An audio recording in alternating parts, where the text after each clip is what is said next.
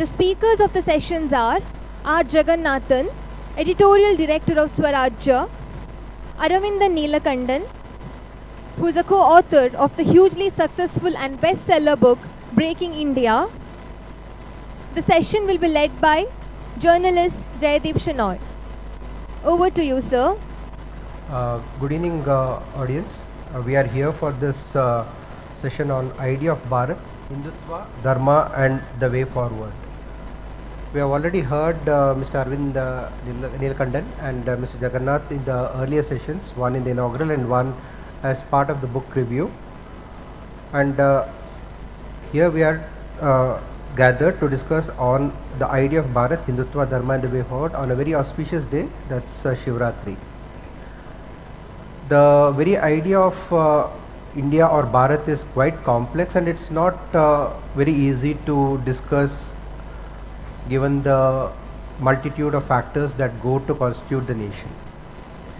And I was just curious to read a small bit of information that Mr. Jagannathan had shared as part of his book. Okay, the reason why we are also discussing this as a topic is basically the two books. One is the Dharmic Nation that Mr. Jagannathan has authored, and the other one is the Hindutva that Mr. Neelakandan has authored. So this topic is a combination of both these books. And the point that I was referring to is a tweet by Mr. Jagannathan which says, "Hello friends, my new book Dharmic Nation, which is about the freeing of Bharat and remaking India and rescuing it from adharma, is due to be released shortly." This was prior to the release. Those of you who would like to pre-order, the link is here. So my question to you is, why do you think it needs to be rescued from adharma? Well, there are 2-3 reasons. Actually, I'll just go briefly into why I even wrote the book. Okay, there has been a lot of loose talk about Hindu Rashtra, this, that, and then the critiques coming in saying, oh, are we going to become a Hindu Pakistan? Yet another say, what will happen to Nagaland or Khalistan or Sikhs and that kind of stuff, you know. The basic point I was trying to do with the book is that to define what makes us what we are, and I hit upon the idea that we are defined by a certain heterodoxy in thinking which accepts differences without it boiling into something that is non-acceptance and rejection. Okay, so that partly what he also has to say. So, and I was also influenced a little by what Samuel Huntington said, who are we as a people? He asked that question about Americans. He said we are part of the Judeo-Christian thing and things like that. So I asked the same question to myself, who are we? And the definition I came to is, apart from the fact that acceptance of difference is so fundamental, the dharmic nature of this thing is not about religion or which particular set of rituals and traditions you follow or which god you prefer. You can even have an Ishtadevata here. So the point is, you can be anything you want to be, but you don't let the differences come to a point where you end up saying that I am right, you are wrong. Okay, we have that point. And so that's why, and the key, and all the 4 major religions and myriad small ones around them, you know, which we call Vanvasi or tribal traditions, right? They all are agreed on this either implicitly or explicitly. And at least to 4 of them, that I mean what we call Hinduism, though there are problems with the term because there is no Hinduism as such. But I mean, as I said, there are Hindus and there is Hindutva. Yeah. There may be no Hinduism. Yes. Meaning Ism is something that somebody inflicted on us. But it's okay. I mean, as a matter of speaking, we can do that. Hinduism, Buddhism, Sikhism and Jainism are the 4 major pillars of this dharmic thing. They have common concepts even though they disagree on theology and some fundamentals. Yes. But they accept all of them. They quarrel with each other. Occasionally we might have even bashed each other up. But ultimately we know that we have to be here. Yes. And we accept your difference. Yes. So that is the basic concept on which this nation can be called dharmic nation. Okay. You can call it a Hindu Rashtra, where we are a Rashtra not in terms of the state. Yeah. But one additional thing which I have argued is that given that there is nobody in the world who wants to take up our rights, yes, should the state not have a role to protect what are interests of the dharmic nation as it is. So in that sense, for example, I mean, my eyes opened when you saw the CAA, anti-CAA agitation. Yes. A simple point of helping people who are being oppressed in 3 neighboring countries was turned into an anti-Muslim law. Campaign, yes. You know, so the world narrative is that we are oppressing our own people, when what we were trying to do Yes, help was them. help people of Hindus. So Hindus obviously cannot talk about Hindus. You can talk about Palestine, you can talk about Uyghurs, but you cannot talk about Hindu persecution in the neighborhood. So I am saying the state has a small role here, which we cannot run away from. Even though Hindu Rashtra is different from Hindu state, and we are never going to be a theocratic state, but somewhere there needs to be a guarantor state that says we will speak for Hindus anywhere in the world. So from that concept are some of the things that I prompted me to write the book. Okay, just taking off from what Mr. Jagannathan said, he says that we have come to a situation where Hindus need some advocates for them. And you also mentioned in a part of your book saying that Hindus, despite being in sizable numbers, have everything going against them in this country. And this being the situation where we feel that we are always under the spotlight, always under pressure, how do you see the nation reacting to the whole situation? See, the problem with us Hindus is that we don't realize we are today a communal majority, we are not a political majority. This is something that we have to understand very clearly. The danger that it poses is that it gives you an illusion of you being a majority. Yes. Okay, because you are a communal majority. But these active political majoritarian groups that are operating, like for example, the evangelical groups or the pan-Islamist groups, they are dictating the politics of this nation, of the state. And because of that, Hindus are in a very dangerous position of slowly becoming endangered. We are moving towards extinction. Okay? Yes. We have become extinct in Afghanistan. We are in an endangered state in Bangladesh. We are moving towards extinction in Pakistan. Yes. This is the larger landmass. At the same time, what are all the transnational organizations that are operating in the larger Indian landscape? We have to understand that. Okay, what we call Akhand Bharat, what are all the transnational organizations operating? I will tell you the names: Tabligh Jamaat, Tawheed Jamaat, Jamaat-e-Islam. These are the 3 transnational organizations operating in this. So this is the dangerous situation we are in, and if Hinduism is, or Hindu Dharma is, whatever you call, the Hindu family of religions, is taken away from India, India will become a killing fields of various ethnic groups. Yes. Okay, so it is in the interest of the state itself to protect its Hindu heart if it does not want balkanization or implosion.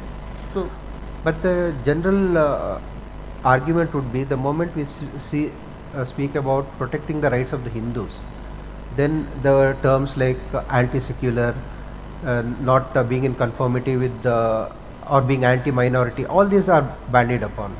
So how can we balance this part of protecting the rights of the Hindus vis-a-vis this narrative that is spread saying that we are anti-secular, we don't care about the minorities, and we are trying to oppress the minorities? Because that's also a point that you brought up with the CAA argument. okay, how do you define minorities? That is number one. Okay, let us take a zoology department where majority of the people believe in evolution and one crank professor believes in creation. Should you give a special reservation for this creationist professor, even though he is a minority? No, right? So minority itself should be defined in terms of secular terms, in a secular state. You should define minorities in terms of gender, in terms of linguistic minorities, ethnic minorities, okay. But religious minorities, it's about worldviews. That is number one. But I will come to another one point, a very practical point. Let us say I am having a magic wand, and I am just by weaving it, I am making all the Hindus here Sunni Muslims. Okay, then what happens to Shia Muslims? They will be annihilated. If I am making all the Hindus here Catholics, what happens to the Protestants? They will be annihilated. If I make them Protestants, Catholics will be annihilated, right? So, India being a Hindu majority state is the guarantee of safety for many of the minority communities here. Whether it is Ahmadiyas or Muslims here, they can get Hajj subsidy for pilgrimage. But in Pakistan, they can't get it because India is a Hindu nation. Okay. So that is how you have to see it in terms of protecting the minorities. Protecting Hindus is also protecting the minorities. Now let's come to the other part of the topic, which says about Dharma. One word that has gained weightage of late in the discourse is Raj Dharma, and you obviously would understand the connotations to that. It's also come up in recent discussions in the parliament. So what's your view on Raj Dharma, and is it different from Dharma? See, Dharma has to be defined in a context. I am no expert on Dharma, so I will not contextualize it against scripture. But a common sense meaning is that there is a right action in a certain context. Yes. Okay. So even for a Raj Dharma, it's not the same across. Huh? If you're fighting two enemies, you might in fact align with one and in order to protect yourself, and then look at the larger issue. So, and certainly if you're fighting an external enemy, you might make compromises inside, which you may not do otherwise. So Raj Dharma is not a static concept where you have to choose the lesser evil or the better option, depending on what is your situation. Dharma asks you to choose which is the appropriate option. If you have only two, like in politics, if you have a rotten party and an even worse party, what do you choose? You can do nota, of course, but the point is you have to choose. If you have to choose somebody to go, you may choose the lesser evil. So Dharma means that you choose whatever is appropriate given the kind of choices you have. So that is one part of it. So Raj Dharma is not a static thing, just like an individual Dharma is not. Like I might, for example, be extremely driven by poverty. I might actually steal a piece of bread from somewhere. But you know that that action of stealing is judged differently from if I am a business guy and swallow thousands of crores. That is a different kind of thing. So you know that both are stealing, but one stealing is much lesser evil than the other. So Dharma is always contextual. It is subtle, this thing. So this is where I think we need to understand the concept of Dharma from that perspective. So, I mean, there is also an individual Dharma, Swadharma is there, yes, which comes from your own nature. So, based on your own nature, you may have to make certain choices because you don't have certain skills to do some other things. So, I think Dharma, it's very difficult to say, of course, the broad meaning is that which supports or upholds. That is, we have to uphold a larger order so that when you have change, that change is not catastrophic to the whole community you're talking about. So, continuity is change. So, you have to uphold certain things even as you move change. Like say we have this caste or other based discrimination, yes, right? Now you can take a negative attitude and say, no, we have to destroy this whole structure of society. There is no need to do that. What you need to do is change it in ways where you don't go back to an old oppressive situation, but you improve things steadily as you go along. Because anybody who wants to destroy the so-called caste system does not say what are you going to replace it with. There is no alternative. So you find the better alternative, start moving towards it. That's the way Dharma changes. It doesn't want cataclysmic change at one shot. That is what my understanding of it. So, how would you see Raj Dharma? Well, if you look at the preamble of our constitution and compare it with that of nature states, you find a very interesting similarity actually, and a very vital difference. In the case of the preamble of nature states, it tells to establish justice. In the case of Indian constitution, it says to secure justice, because justice is a human understanding of Dharma, which is a primal category, primordial category, and all our efforts are to approximate towards it. That is implied in the constitution. So the primacy of Dharma is upheld in the constitution. Okay, and what is Dharma? Now in Brihadaranyaka Upanishad, there is a very interesting thing about Dharma. It says that Dharma is that by which the powerless can get justice. Okay. Yeah. So that is Dharma for us, and that is what we have always been striving towards, and we have been again and again we are moving towards it. We have been approximating our action towards that, and when we deviate from that, problems arise. That is how I see it. Okay. Now A general understanding of the situation, if you want to see it politically, is that despite the fact that the Hindus are in majority here, and we have a government that's supposed to take care of the interests of all sections, but also this section which is in majority, again going surely by the numbers. So do you think in a way that this government, which is described vividly as a Hindu nationalistic government, has done its due in protecting this interests of this majority? Sir, you want to answer? I mean, see, look, no government can protect everybody all the time, right? It's a question of whether you have moved the needle towards better protection. So, because for example, it's like a ocean liner. To make even a small turn, it takes several miles, right? Miles, yes. So, the job that needs to be done, that should have been done over the last 3 generations since 1947, if nothing was done, and you expect, say, one government, which anyway has to rule for, which is a government for all people, Yes. and not just Hindus. So it has to look at other interests as well. So there has to be a balancing of interests, even while it moves some of the concerns of the, like for example, you would never have had a Ram Janmabhoomi thing coming where the land went to Hindus and you are able to build a temple, right?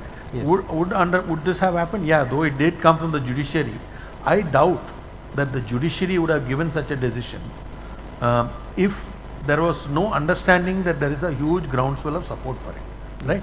That is the political part of it which informed the judiciary, so it took the appropriate action on the laws. Okay, it may sound like contempt that they are taking other views into account while coming to a judgment, but all of judgment involves a certain understanding of politics. Today, why does, for example, a Nupur Sharma says something and immediately a judiciary starts shouting as if you caused all these problems, whereas somebody else murdered somebody and they say she caused the problems, right? Now, they are taking their cue from what they think is the popular pulse. So that informs judgments whether you like it or not, because judges are human beings. So my point is, governments move the needle towards better justice and dharma, towards so that Hindus get equal rights, but they are far, far away. I mean, why are 100,000 temples under state control here? Yes. You know, it's completely unfair and unthink. You could even have had a separate legislation. Why does an Article 25(2) exist in the Constitution, which says that I have a right only to intervene in Hindu affairs? Yes, and not with Because others. of the thing. I understand the reason, but Article 17 abolishes untouchability. All you need is a temple law which says that you will not discriminate on the basis of caste or something, and you can put them under law behind bars if somebody discriminates. But instead of that, you put it into Article 25(2), and as a result, every government thinks it has a right to intervene in Hindu religious affairs.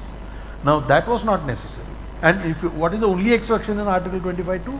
That one community will have the right to carry a dagger. Yes. So, when it comes to Hindus, it becomes a disability. When it comes to a minority within this broad category that you called Hindu, you give them a special right. So, this constitution is not entirely fair to what Hindus is. And Hindus themselves, you may call them a majority because Hindus are nota people, none of the above. Okay? That is, if you are not a Muslim, Christian, Jain or Buddhist, then you are considered to be Hindu. But do you think all these DK fellows in Tamil Nadu are called Hindus? They are busy abusing us. Huh? And you think half the communists who claim they are atheists, should you call them Hindus? I mean, I don't know. So the actual numbers of Hindus cannot be estimated by just minusing the rest and saying rest are Hindus. And a lot of places there are conversions that have taken place, but people have declared themselves. Like in Andhra we found, one person did an analysis and he found that probably Christians are probably 12% at least, based on the claims of the dioceses and churches. Okay, but the actual number in the according to the census is of 1 or 2%. So obviously there has been a change, but it is not reflected in the census. So we call ourselves a majority, but it's not the real thing. So we should say we are more like a loose confederation of sampradayas and things, where broadly we consent to calling ourselves Hindus, but we are not a majority in the context of, say, Christian or the thing where there are no well-defined, there is a historical founder and a set of fundamentals that most people agree on, even though there may be differences between a Baptist and a Pentecostalist, whatever it is. Yeah, those things. So we should not see ourselves as a majority. Majoritarian doesn't apply to us. What you can say is that there is a common approach towards acceptance of difference, and that is what defines us as a nation. So we will never become a Hindu Pakistan. Since that you brought up the issue of Nupur Sharma, my question was also centered around that. When the hue and cry broke out about what she was trying to defend naturally as part of a TV debate, and very soon we found that the country was put under a lot of pressure from including some of the forces that you just mentioned for obvious reasons. So in such a situation, doesn't a Hindu feel let down, saying again, I know the position that it's a government for all, but still when you have a feeling that it's a government that can do something for us, don't we feel let down? Okay. This is also related to the previous question, so I will bring here three issues: Ram Janmabhoomi, Kashmir, and changing of the textbooks. Okay. Yes. And many people tell that this government is a great letdown when it comes to changing of the textbooks.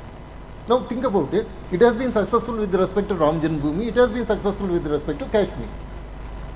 What is the common thing between these two issues? There has been a people's movement for Ram Janmabhoomi. Yes. People were ready to go to the streets. They were ready to fight for it. They died. Karsevaks' bodies were tied to the sacks and thrown into Sarayu. That kind of sacrifice was done. And then we had Ayodhya Sri Ram Mandir.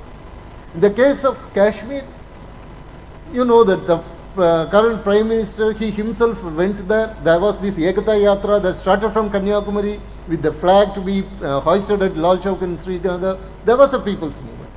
But you take this changing of the textbooks, has there been a parents' movement? Has there been a single movement? I am not asking for two. A single movement in which the parents came and sat at, let us say, Janda Mandar, and they raised slogans that textbook should be changed. No. So when there is no people's movement, remember that in our system, the government is run by a political party. And political party has its own DNA and its own functioning mechanism. When it is not there, then we will not be able to do. So what we have to do is, this government gives you a buffer, a space. Okay. In that space, work on the issues that you want to work. And you make the government. Tomorrow this government may go and another government may come. But if you have created enough pressure from the people, then it will work. And again for that, you need Hindu Sangathan. Yeah. Okay. Now that you mentioned about this textbooks, wasn't the NEP a part towards trying to ensure that there was a balanced view about what India was and what India is and what India will be? The national education policy. So the new education policy talks about it. But remember one thing, that whenever we are talking about the changes in the textbook, I have been noticing what all our people have been writing in this side of the fence, what all we have been writing. We are only concentrating on the Aryan invasion theory and the Islamic invasion part, right? Correcting those things. No. What has happened is that from Yaman Roy to Ramila Thapa to Satish Chandra to Bipin, they have created a narrative, right? A big narrative in which Hinduism is equated with Brahminical patriarchy and everything regressive, and all the invasions are considered as progressive interventions. That narrative has been set, and that narrative has been it has been kind of put into your head through a lot of movies and novels and other things. We are challenging this narrative. Then you have to create your own narrative. To this day, we do not have a comprehensive textbook of Indian history written from our point of view, written from, let us say, an integral humanist point of view. Yes. So once we create that, then we will be able to change it in a definitive manner. Otherwise, we will be just changing. When they come, they will be changing. It will be a ping pong play. Okay, so will there be an attempt towards writing, let's say, a non-biased version of the history that is neither dictated by the left nor the right, but the correct version of the history? Is it something that you see as a way of trying to take the nation forward? Definitely, that kind of textbooks should be written, and they should be written outside the state, and then the state, it should be so good that whatever government comes, it should be adapting those books. That is what we as intellectuals have to do. And that is where we are actually failing. It is not the government failing us, it is we who are failing the government actually. When you say the intellectuals are not doing what's expected of them, do you think the government, given the populist desires that it has to cater to the imposed on it by the electorate, they actually listen to you when you say no, this is wrong? I mean, this is how it should be. Are your voices heard? No, sometimes they are. I mean, I won't say. See, we are not advisors to the government. So No, not advisors, but yeah, I think to some extent they do, but it happens through a circular route, because one thing is, again think it's not just about books. We have not created kind of, let us say, a group or something which can actually give very competent advice on anything to the government. There may be individuals who have written good books, or who may have, and he may write a book and I will not even talk about it because I think he is a competitor to me. Not like that. The minute you think your differences and say we have a larger narrative to talk about, and there are 20 unimpeachable books whose the stories are believable because they are historically well researched. Like say Meenakshi Jain has written so many books on Ayodhya, on Mathura, on Sati, and so many things, right? But the point is, she is fighting some lone battle there, you know. So there are a lot of books, and Michel Danino, they have all written great books, but we have not yet brought it together into a coherent narrative which encompasses things, and then say, okay, see, we know there are current left-dominated textbooks. Yes. Have we created the parallel textbooks which take those points also into view and add what is missing in them, and say these are like additional reading material? Over a period of time, you will find that the NCART or whoever has to decide them will find that these are better as textbooks than this thing. So we have to create the parallel. Then the government will be able to move in that direction. Just like he talked about the people's movement, we need an intellectual movement where we fill in the gaps in this. I mean, there are so many people who have written brilliant books, but we have not brought it all together. They're all individual efforts here and there, you know, whether it's from Deen Dayal Upadhyay or Conrad Elst, or for that matter, Michel Danino, or whoever it is, you know. I mean, it's not been brought together in a coherent way. And right now, we are only in a position to challenge the Aryan invasion theory. There's a reasonable blowback against that, but it's not yet made it to any textbook. But let's not forget, great historians in the past also believed in it. R.C. Majumdar, Tilak, they all thought that it sounded plausible, Aryan invasion, because North Indians look a little fairer than us, so they must have come from there. The assumption is that. Whereas the fact is, I know in my own family there are people who are extremely fair and there are extremely dark and who are darker than most people in Tamil Nadu. So it's just we have a mixed up genes, and we can no longer say that there was an invasion. People have moved into the thing. Actually, AIT should stand for African invasion theory, because Homo sapiens is supposed to have started from Africa. So they spread all over the world, and those genes are mixed up everywhere. So after that, once the gene separation happens in geographically isolated, those things develop into further differences. Like Chinese, for example, look different from us. It's not because the origins were different, but once you go in a certain geography and stay there, your racial characteristics start reflecting the environment, the geography of that place. So that's probably what happened. So we should accept the fact that many people would have come and gone. There have been mixing of races, but there is no invasion. Okay, now bank. Sorry, you would like No. the intellectual bank that you are referring to in terms of getting a set of ideas across the government. Will it stand the test of time in the sense that we could have a regime change, and then things could again go back to square one? So where is it that we draw a line and saying no, irrespective of what government comes, this is what it is. This is the idea of India. This is what it should be. That's exactly what we should do. That is, we should not think of writing a book because we want this government to accept it. We have to write books that will stand the test of time no matter which the regime, right? Our problem is we haven't even been able to bring departments of Indology back to India because we have not created the kind of intellectual excellence except outside universities. You know, we have not created that situation where you will develop great Indological thoughts from India. You know, we have not even, for example, taken cultural control of things like yoga and meditation. The scientists there have studied it, and then they have called it, you know, mindfulness and this and that. They've changed the name, and they've used our same techniques, right? So we need to bring our cultural traditions back to India. We need to bring Indology back to India. Indology ought to be here. The Chinese don't allow the Americans to write Chinese history, but theirs is a autocratic regime, ours is a democratic. So we first need to create the intellectual excellence so that it is no longer deniable that this is what it is. So I think it takes time, and it does not depend. The great thing about this thing is we will not be harassed if you do the work. Maybe if under some other regime, what could be happen is that they may interfere with your work because they don't agree with your political philosophy, right? So in that sense, you have to be grateful for what this government will at least not harass you for doing what you need to do, right? But we need to do it regardless of which regime is in power, because truth is independent of which government is in power. It should stand on its own. It should stand on its own. Okay, now I think we are. Do you have time?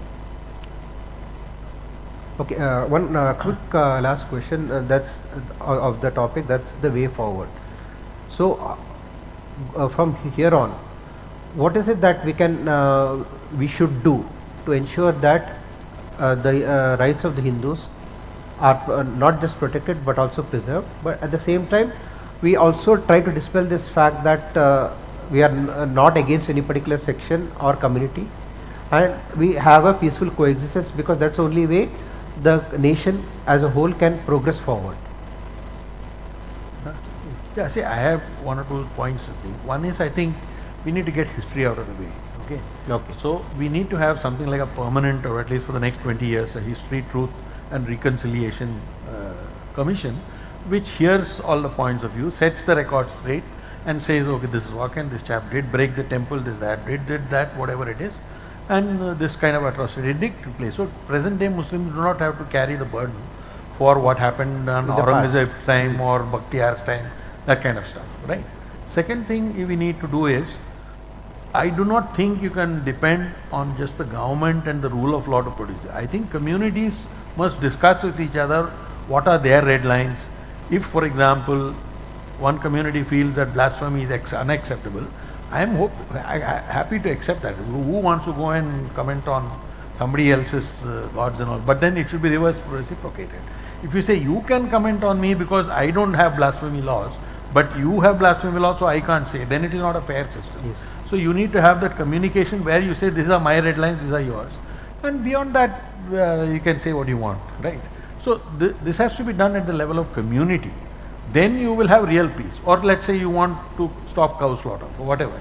Then you can have a deal whereby there are some things that they want from you, which you can give in return. Okay, then only you will have this. Otherwise you will have this permanent system where cow smuggling is happening, some fellow beat up people here, there. I mean, a permanent thing. So you need to have community dialogue which will result in some kind of compromises. Then the rule of law will work, because both of them agree that this is the law. It's a give and take. Yeah, right now one fellow says right to eat, the other fellow says my religious problem. So how will you meet? There's no meeting ground. So you need to fix those things. Then I think you can move forward. Okay, to quickly wrap up this discussion, one final question to Mr. Neelakandan. The idea of Bharat, is it idea of Bharat as seen by the 140 crore Indians, or is it the idea of Bharat as seen by somebody sitting in America? I have a small reservation with this word idea.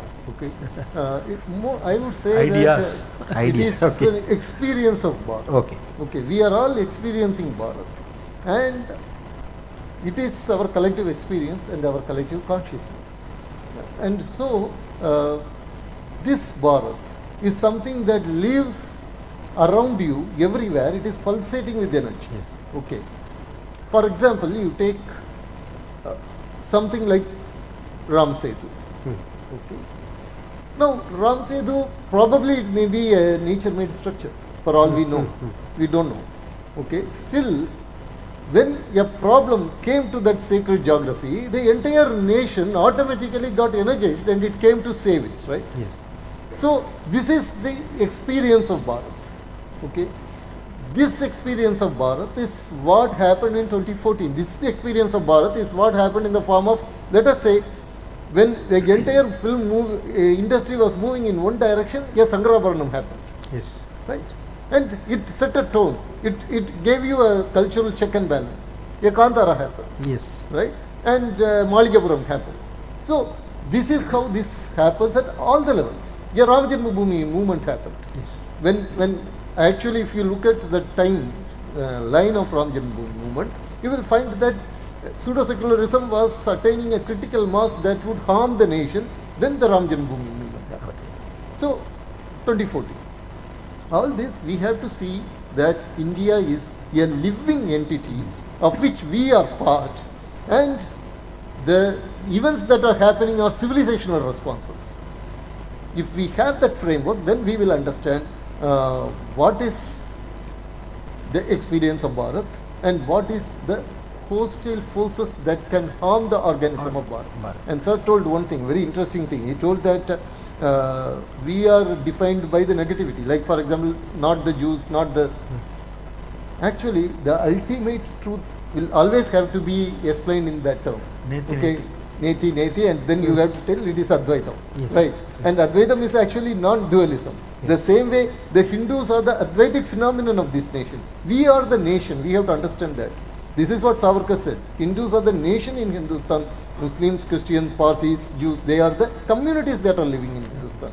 We understand this civilizational responsibility, then things will set right. Okay. Given the paucity of time, I think we can open the floor for just a couple of questions. I think, can somebody pass the mic here, please? Kindly introduce yourself, sir.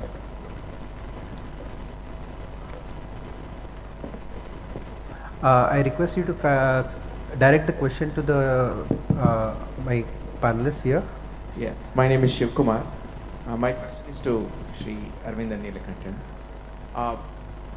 The way I understood was that the rewrite of the narratives is large. It should largely be a non-governmental community initiative. That's what you seem to indicate. But don't you think that in the last 75 years, a significant burden of the writing of the narrative, which is against us today, was anchored by previous dispensations, and it's their conviction that gave the generative power to build such a large scale narrative.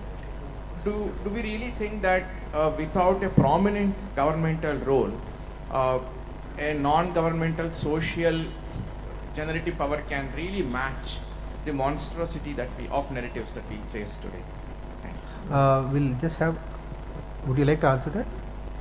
Yeah, I will answer it. Sir, the particular history writing that you talk about with the institutional support of the state is the typical Soviet history writing. Okay? So, if we are going to follow their methodology, they are adopting their methodology, they can very easily defeat you. For example, in Rajasthan, we brought certain book changes, then the Congress government came, they just removed even the Veer from Veer Savarkar. Okay. So what we have to do is that we have to create from the ground level a totally different way of history writing. The history writing, for example, we have something called Idiga Sankalan Samiti, and it is a network. So we have to empower and engage this kind of networks to create, as you said, the narratives, micro narratives from each and every place, like small streams, and then they should combine together to form this big Ganga, and then that has to be taken to the government. That is the way. If we are trying to do their way, they will easily beat us, because they know how to manipulate the institutional mechanisms.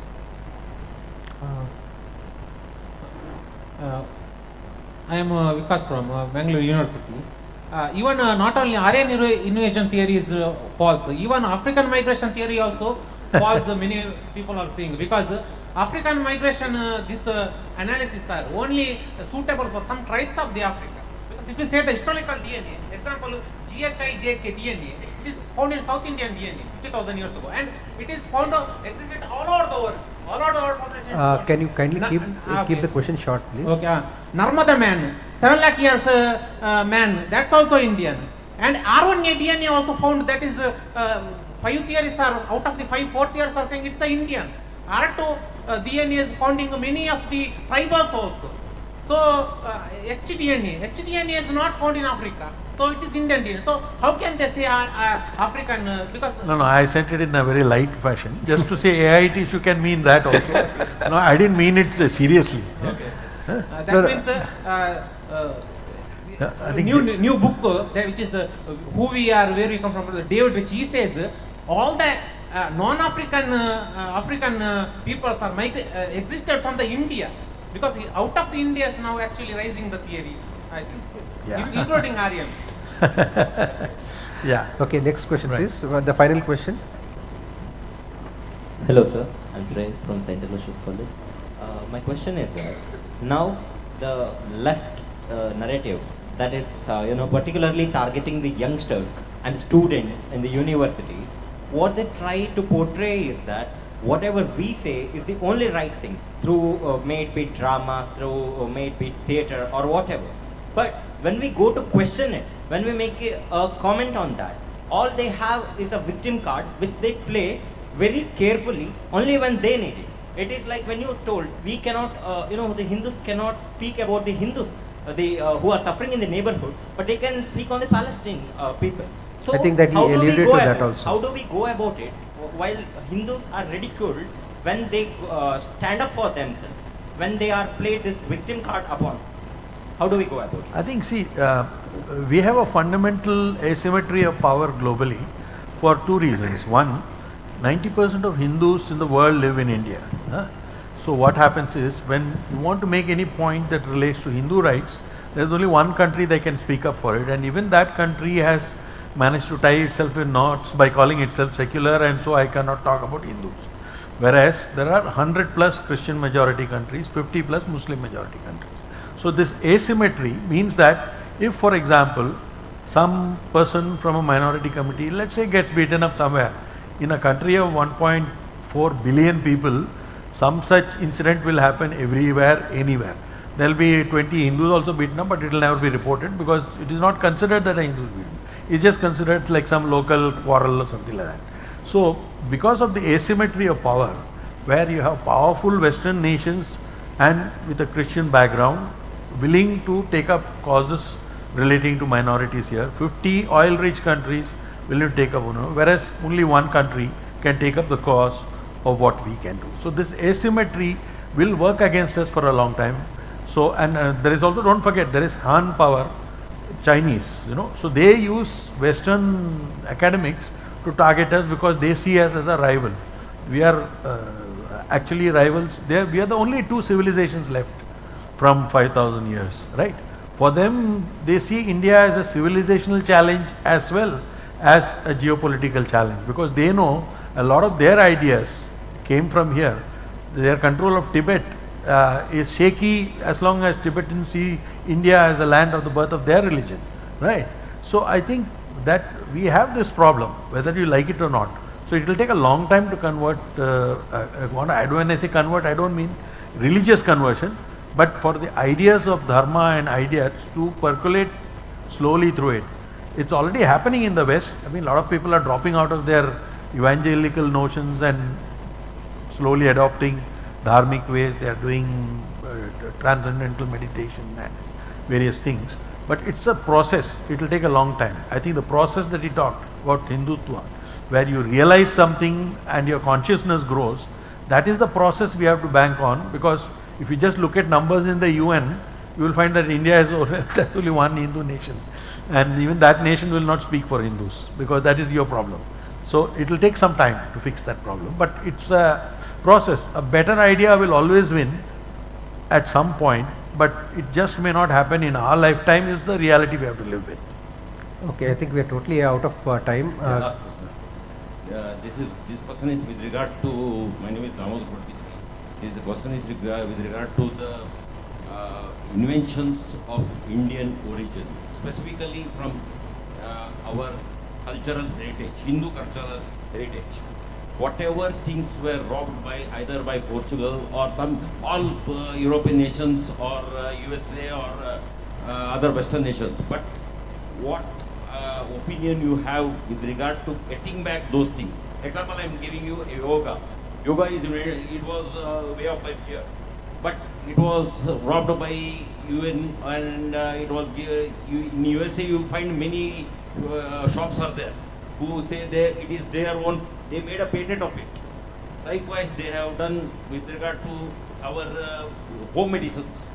Many of the home medicines which our grandfather used to practice here, that has been robbed by these people and they have patented it there. What is your opinion on that? See, the only way we can actually defeat them is if we systematize our set of knowledge, find geographical indications and this thing, because the world is run by a system of patents and control of technologies. Now, that's the way the West has ruled the world. Now it's good, sir. Now many of the Yes, I agree. But you see, like the power of haldi, turmeric, all those things are there. They have patented, but slowly we are challenging those patents. even electricity is proved today that it is Indian origin. Yeah, but some things may not matter whether they were invented here or somewhere else. I think we have to make sure that future technological process as we develop get established in India. Because see, that Sushruta may have done something, he may have done a transplant at some point, but apart from acknowledgement, you don't need to go and say that everything is invented here, nothing was invented abroad. I think that also sounds a little funny, no? I think Sir, he is the right man to answer. He is a man of science. I will would just tell suggest you one that thing. you could take it outside the forum, Yeah. because he I will also has just to give fly that. to Yeah, catch. just I will he just is the give an right guy answer to to answer that. See, with regard to what you said about our traditional medicines, for that alone I will answer. This is called biopiracy. With big corporate companies from the West coming and taking over whatever has been the home remedies, as you said. The very positive contribution to stop this actually came again from Hindutva. Okay, it was Dr. Murli Manohar Joshi who actually created something called it was his brainchild.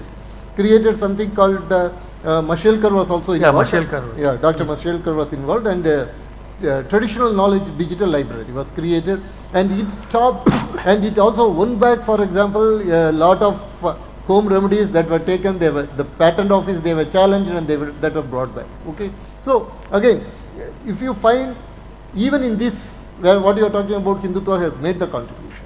Just I wanted to tell you with that, and thank you. Yeah, okay. I think, Namaste. yeah. Namaste, I am Robert Rosario. Just 30 seconds. We are a civilizational state. And our civilization, the very Atma of our civilization is Dharma. So Dharma and civilization are inseparable. But our constitution has no place for Dharma. So we have a constitution without Atma. So how do you explain this? My second question is, so one, you we talked have about to limit it. We have to minority. limit it, sir. Just 30 seconds. Don't No, allow me more because- than 30 seconds. We talked about minority, majority. This is a political trap as I see it. Should Yes. we intellectuals fall into this trap at all? No. Because my ancestors were Hindus, they were majority. They got baptized, they become minority. Tomorrow I may do Garvapsi and again I become majority.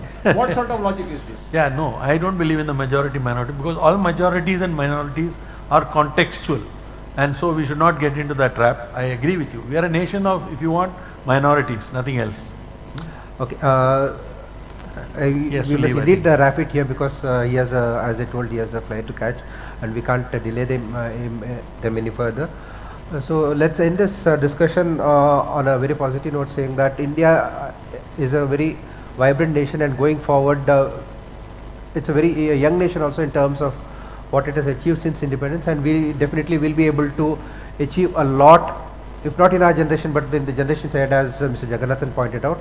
And on a personal note, I would like to thank the organizers for giving me this opportunity to be a moderator here, because I have covered the first 3 editions of this event as a journalist, the 4th one as a spectator, and the 5th one here up on the dais. Thanks a lot, and thank you for your time, and thank you for your participation. Thank you for this valuable insight, sir. Now, I request Rajesh Padmar, Trustee Samartha Bharat, to present the momentum for the guest.